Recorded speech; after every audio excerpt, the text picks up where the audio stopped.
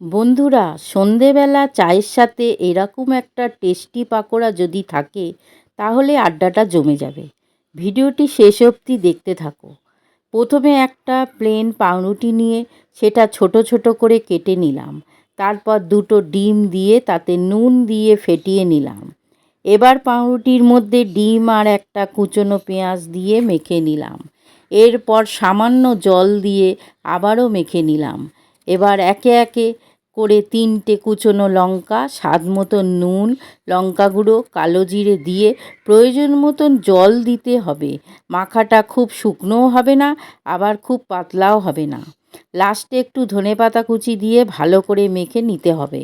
এবার বড়াগুলো ভাজার জন্য কড়াইতে বেশি করে তেল দিয়ে দিচ্ছি। তেল গরম হলে বড়াগুলো একে একে ছেড়ে দিচ্ছি। এবার ভালো করে উল্টে পাল্টে বড়াগুলো ভেজে নিলেই আমাদের গরম গরম পাকোড়া রেডি। সবাই একবার বাড়িতে বানিয়ে দেখো, আশা করি ভালো লাগবে।